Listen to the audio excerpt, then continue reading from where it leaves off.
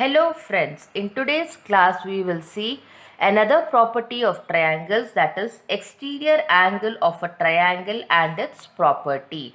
Now let me draw a triangle ABC in such a way that I extend the side BC a little longer and I have an angle C here, that is ACD.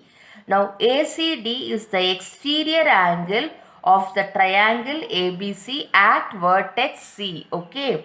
So angle ACD is the exterior angle of the triangle ABC at vertex C. Okay.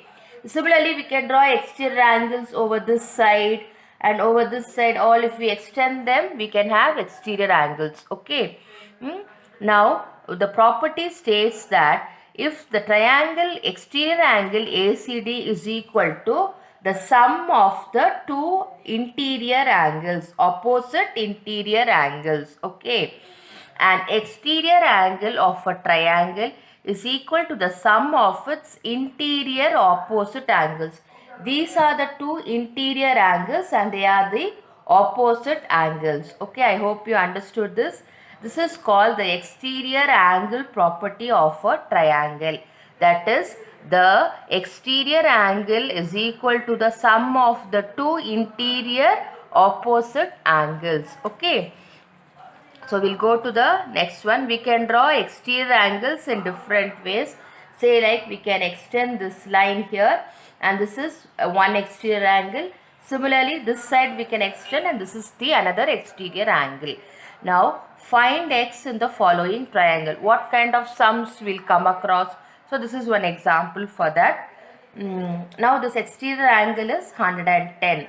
I have been given one angle which is 50 and the other is x. I have to find out what is x.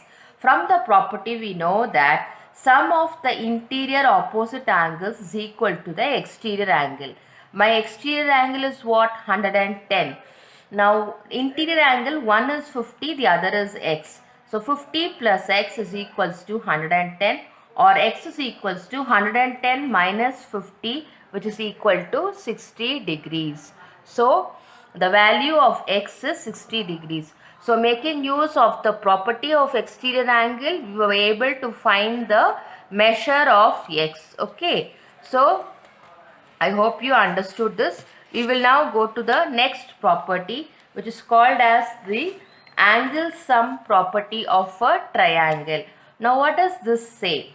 The sum of three angles of a triangle is 180 degrees. That is, if I add angle A plus angle B plus angle C, it will be equal to 180 degrees. Whatever be the shape of the triangle, whatever be the value, when I add all the three angles, it will add up to 180 degrees. That is the angle sum property of a triangle. Now, in the given triangle, find angle P. Okay. Now, I have been given the values for Q and R and I have been asked to find the value of angle P. We know from the angle sum property that sum of all the three angles of a triangle is equals to 180 degrees. Therefore, angle P plus 47 degrees plus 52 degrees is equals to 180 degrees. So now let me take 47, 52 to the opposite side. I get 81 degrees is the value of angle P. I subtract them both from 180 degrees. I get angle P is equals to 8. In this way we can find the value of the angle P. Okay. Now we will go to another property of triangle or another kind of triangle. It's called as equilateral triangle. Now what do you mean by an equilateral triangle? A triangle in which all the three sides are of equal length is called an equilateral triangle. That is, the length of AB, the length of AC and the length of BC are all equal.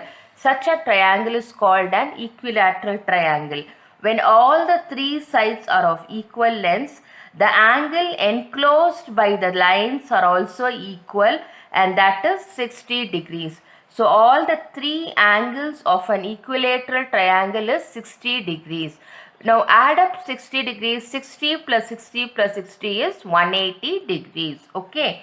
So, in an equilateral triangle, all the sides have same length.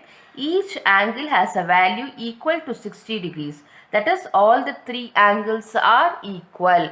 So, you should be knowing what is an equilateral triangle and what are the properties associated with it. So, children, so today's class we will stop here. Then we'll start with the other properties. Thank you, friends.